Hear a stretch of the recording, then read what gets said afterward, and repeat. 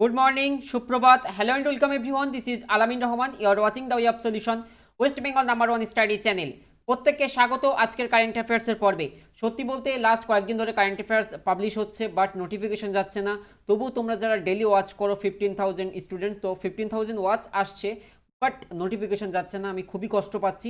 তো প্লিজ তোমরা একটু সকাল 7টায় একটু ওয়েব সলিউশন ভিজিট করবে যারা নিয়মিত দর্শক কারেন্ট অ্যাফেয়ার্সের। তো আজকে খুবই গুরুত্বপূর্ণ প্রশ্ন রয়েছে, প্রথম থেকে শেষ পর্যন্ত দেখবে। আজকে 30 জুলাই, আগামীকাল 31। তো আগামীকাল আমরা কি করব, কমপ্লিট জুলাই মাসের পিডিএফ তোমাদেরকে প্রোভাইড করব। So be ready for tomorrow. আর আমাদের যে শিডিউল মেনেই সত্যি ক্লাস হচ্ছে, বাট যদি কখনো টেকনিক্যাল গ্লিচ বা ইস্যু হয়, ক্লাস একটু ডিলে হচ্ছে, বাট আমার সর্বোচ্চ দিয়ে আমি এই ক্লাসগুলোকে করানোর চেষ্টা করছি। অ্যাকচুয়ালি আমি না করলেও ক্লাসগুলো ম্যানেজ করা বহুত ডিফিকাল্ট, সেগুলো আমি করছি তোমাদের জন্যই। ওয়াচ করো, কিপ ওয়াচিং। টিডব্লিউএসও সেম হচ্ছে, তোমরা প্রত্যেকটাই ওয়াচ করবে। আজকের প্রথম প্রশ্ন, সম্প্রতি বিশ্বের বৃহত্তম সৌর বিদ্যুৎ কেন্দ্র কোথায় স্থাপন? গত পর্বে তোমরা এই সোলার প্যানেল থেকে একটা কোশ্চেন ছিল, যেটা কেরালায় ছিল, যেখানে 2 মেগাওয়াট ক্ষমতা সম্পন্ন কিন্তু তৈরি করা হচ্ছিল কেরালাতে আমাদের নেভির তরফ থেকে। তেমনি বিশ্বের, যদি বিশ্বব্যাপী দেখার চেষ্টা করো, বৃহত্তম সৌর বিদ্যুৎ কেন্দ্র কোথায় স্থাপন করা হবে? রাইট অ্যান্সার হয়ে যাবে আবুধাবি। দেখতে পাচ্ছ বালি, তো ডেফিনেটলি অ্যান্সার হয়ে যাবে Abu Dhabi. Abu Dhabi National Energy Company and Masdar in partnership with France EDF and জনগীয় power will develop the world's largest solar power plant with a total capacity of 2 gigabytes in Abu Dhabi. আবুধাবিতে 2 gigabyte ক্ষমতা সম্পন্ন একটা solar প্ল্যান্টের উদ্বোধন করছে আবুধাবিতে, যেটা কিন্তু বিশ্বের বৃহত্তম সৌর প্ল্যান্ট হবে। সম্প্রতি নিম্নের কোনটি জিআই ট্যাগ পেয়েছে? আচ্ছা, আমি একটু টাইম দিচ্ছি, তোমরা ভেবে বলো তো কি উত্তর হবে।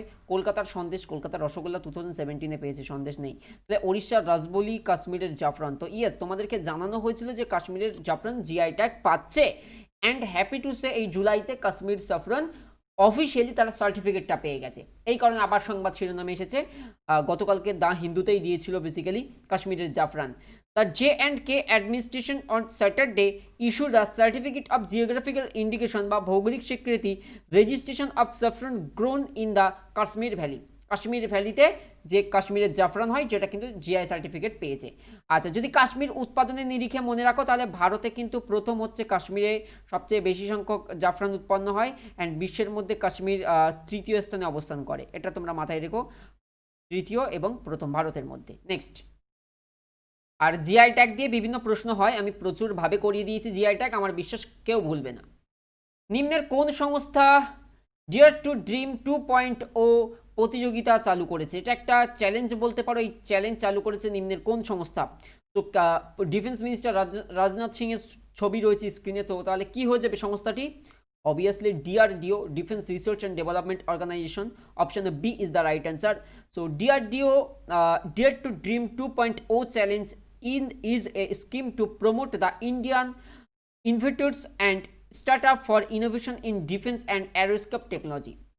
যে সমস্ত ভারতীয় ইনোভেশন বা ভারতের যে সৃষ্টিকলা, সেই সৃষ্টিকলা বা ভারতের তৈরি বিভিন্ন যন্ত্র, যে যন্ত্রগুলি বা যে সমস্ত ইনোভেশনগুলো ডিফেন্স প্রতিরক্ষাতে কাজে লাগবে, বা যে সমস্ত কিছু আমাদের অ্যারোস্পেস টেকনোলজিতে কাজে লাগবে, এবং যদি সেটা ভারতের তৈরি হয়, তো সেটাকে প্রমোটের উদ্দেশ্যে বা তাদের মধ্যে একটা কম্পিটিশন করতে ডিআরডিও মূলত এটা চালু করেছে। এটা ক্যাম্পেইনের মূল উদ্দেশ্যে রয়েছে প্রতিরক্ষা মন্ত্রী রাজনাথ সিং।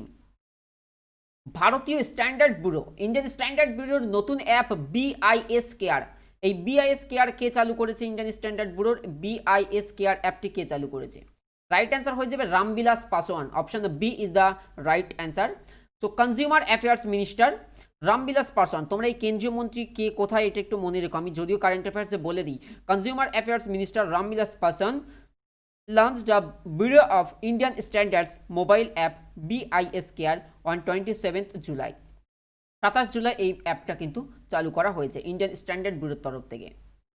সম্প্রতি খুব গুরুত্বপূর্ণ কোশ্চেন দেখে নাও, বিকজ একজন কেন্দ্রীয় মন্ত্রীর লেখা বই, সেই কারণে কোশ্চেনটি ইম্পর্টেন্ট হয়েছে। সম্প্রতি Indian way strategies for an uncertain world শিরোনামে বইটিকে প্রকাশ করলেন। ভেরিয়াস বুকস অ্যান্ড অথর্স আমাদের মনে রাখতে হয়, এদের মধ্যে রয়েছেন নরেন্দ্র মোদী, এস জয়শঙ্কর বলতে সুব্রমণিয়ম জয়শঙ্কর, পীযূষ গোয়েল, ডক্টর হর্ষবর্ধন। তো রাইট অ্যান্সার হয়ে যাবে Subramaniam Jaishankar, the Indian diplomat and current minister of external affairs minister in the government of India. Subramaniam Jaishankar has written a book titled The India Way, Strategies for an Uncertain World. এই পথের মাধ্যমে ভারতের ওয়েটা তিনি তুলে ধরার চেষ্টা করেছেন এই বইটির মাধ্যমে, যেটি সুব্রমণিয়াম জয়শঙ্করের লেখা, আমাদের এক্সটার্নাল অ্যাফেয়ার্স মিনিস্টার। সম্প্রতি হিমেজ মাচিচি কোন দেশের নতুন প্রধানমন্ত্রী হয়েছেন? আমি দেশটি সম্পর্কে একটু তথ্য দেওয়ার চেষ্টা করব। কোন দেশের নতুন প্রধানমন্ত্রী? তো সেই দেশের ন্যাশনাল ফ্ল্যাগের ছবি তুমি দেখছো, তো রাইট অ্যান্সার হয়ে যাবে basically Tunisia. Tunisia is the right answer. Option B is the right answer. Recently, Tunisia Interior Minister Himech Machichi has been appointed as a new Prime Minister of Tunisia. এই রাষ্ট্রটা সম্পর্কে জানা যাক। টিউনিশিয়া হচ্ছে আফ্রিকার উত্তর উপকূলে ভূমধ্যসাগরের তীরে অবস্থিত একটা রাষ্ট্র। ভূমধ্যসাগরের তীরে আফ্রিকার উত্তর উপকূলে একটা রাষ্ট্র, যার রাজধানী হচ্ছে টিউনিস, মুদ্রা হচ্ছে টিউনিশিয়ান দিনার এবং সরকারি ভাষা হচ্ছে অ্যারাবিক। এটা হচ্ছে টিউনিশিয়ার সম্পর্কে। মধ্যপ্রদেশের রাজ্যপাল ছিলেন লালাজি টেন্ডন এবং যিনি 85 বছর বয়সে সম্প্রতি প্রয়াত হয়েছেন মধ্যপ্রদেশের রাজ্যপাল, আমরা দেখেছি। এখন প্রশ্ন হচ্ছে মধ্যপ্রদেশে তাহলে রাজ্যপাল হিসেবে কাকে নিয়োগ দেওয়া হয়েছে? আচ্ছা, এই জায়গায় আমার যে হোমওয়ার্কের কোশ্চেন থাকবে সেটা আমি আগে বলে নিই। এখানে বিভিন্ন রাজ্যপাল, যেমন আচার্য দেবভ্রাট, এখানে যে 4টে অপশান অল আর গভর্নর, তো আচার্য দেবভ্রাট বলো কিংবা কলরাজ মিশ্র কিংবা আনবিন্দেন প্যাটেল। বেসিক্যালি আনবিন্দেন প্যাটেল হচ্ছেন উত্তরপ্রদেশের রাজ্যপাল, তো তাকে অতিরিক্ত ভার দেওয়া হয়েছে মধ্যপ্রদেশের রাজ্যপাল হিসেবে দায়িত্ব পালন করার জন্য। এবং আরিফ মোহাম্মদ খান, তিনিও কিন্তু রাজ্যপাল। সো আজকের হোমওয়ার্কের প্রশ্ন হচ্ছে এনারা কি কোন রাজ্যের রাজ্যপাল? ওকে, কে কোন রাজ্যের রাজ্যপাল আমাকে কমেন্ট করে জানাতে হবে। এটা হচ্ছে আজকের হোমওয়ার্কের প্রশ্ন। সো 3টে অপশান তোমার ক্ষেত্রে, 3টে অ্যান্সার আসবে, 3টে লাইনে আমাকে লিখে জানাবে। সো দেখে নাও ডিটেলটা। উত্তর প্রদেশ গভর্নর আনবিন্দেন Patel will hold the additional charge as acting governor of Madhya Pradesh until a new appointment is made, the রাষ্ট্রপতি ভবন সাইট। রাষ্ট্রপতি ভবন সূত্রে জানানো হয়েছে যতদিন না আবার নতুন করে নবনিযুক্ত কাকে দেওয়া হয় ততদিন পর্যন্ত আনবিন্দেন প্যাটেল ইনি কি করবেন, মধ্যপ্রদেশের রাজ্যপাল হিসেবে অতিরিক্ত দায়িত্ব নিয়ে থাকবেন। সেক্ষেত্রে আমার হোমওয়ার্কটা প্রত্যেকের থেকে চাই, ডিয়ার তোমরা ওয়াচ করো 15,000 কারেন্ট অ্যাফেয়ার্স, 15,000 মানুষজন কারেন্ট অ্যাফেয়ার্স দেখো, উত্তর করো 100-200 জন, আর বাকিরা কেন করো না? কমেন্ট করো, ভালো লাগে। সো এটাই তো আমাদের হোমওয়ার্ক, এটাই তো আমরা প্র্যাকটিস। যদি আমরা সত্যি সত্যি ফিজিক্যালি পড়াতাম আমি তোমাকে আমি হোমওয়ার্ক দিলাম, সো লজ্জার খাতিরে বা মানসম্মানের খাতিরে হলেও তুমি আমাকে হোমওয়ার্কটা করে এনে দেখাতে। আমি দূরে তুমি দূরে বলে কি স্যার ধরতে পারছে না? এমন করো না। আমিও, আমারও এক্সপেকটেশন থাকে তোমার থেকে ফিডব্যাক। প্লিজ অ্যান্সার দিও। কোন রাজ্য সরকার ফ্রিতে মাস্ক বিতরণ প্রকল্প চালু করেছে? একদম কমপ্লিটলি ফ্রিতে মাস্ক বিতরণ প্রোভাইড করা হবে। রাইট অ্যান্সার হচ্ছে তামিলনাড়ু গভর্নমেন্ট।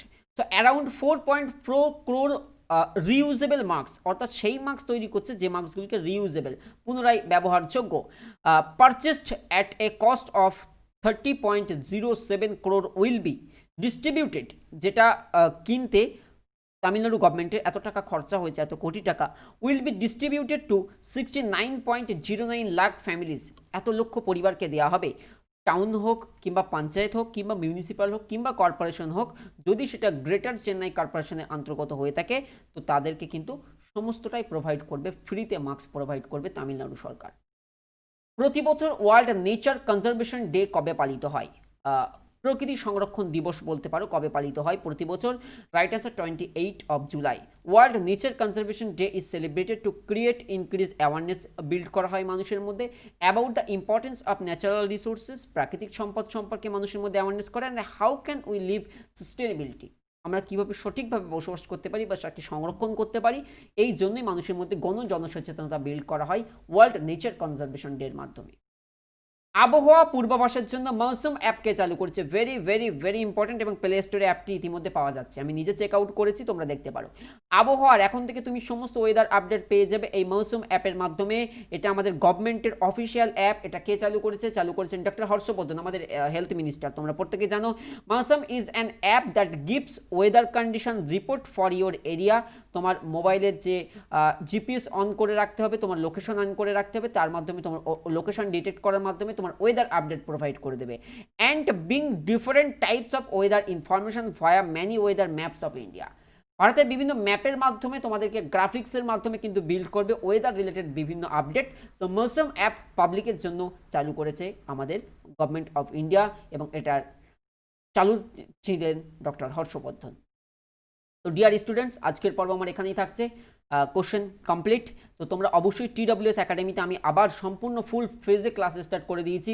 সায়েন্স স্যারের ক্লাস, ফিরোজ স্যারের বা আমার। সো কিপ ওয়াচিং, এই ক্লাসগুলো তোমরা একটু দেখতে থাকো এবং ফেসবুক গ্রুপে তোমরা একটু যুক্ত থাকবে। এবং বলে রাখি, যে কোনো ক্লাস স্টার্ট হচ্ছে, ফর এক্সাম্পল ফিরোজ স্যারের ক্লাস চলছে, ইংলিশ ম্যামের ক্লাস চলছে, কমেন্ট আসছে দাদা সংবিধানের ক্লাস, ওই ক্লাসটা করো না। হ্যাঁ আমি জানি আমার সংবিধানের ক্লাসগুলো খুবই ভালো হচ্ছে, তো আমার ডিউ টু ওয়ার্ক প্রেশার বা আমার হেলথ ইস্যু আমি যে কারণে কন্টিনিউ করতে পারছি না, করব চাইলেই করতে পারি, বাট আমি আমার বেস্টটুকু দিয়ে করতে চাই। সো একটু ওয়েট করো না। আমি এটা খুব সম্ভবত ঈদের পরের দিন, একদিন 1 তারিখ ঈদ আসছে এবং 2 তারিখ সানডে আমাদের অফিস পুরো অফ থাকে। 3 তারিখ দিয়ে আমি আবার ওই সংবিধানের ক্লাস স্টার্ট করব। ফান্ডামেন্টাল ডিউটিস হবে এবং ডিপিএসপি হবে, ঠিক আছে। 1-2 এবং একদমই ছুটি, তোমাদের সবার ছুটি, সবাই এনজয় করো।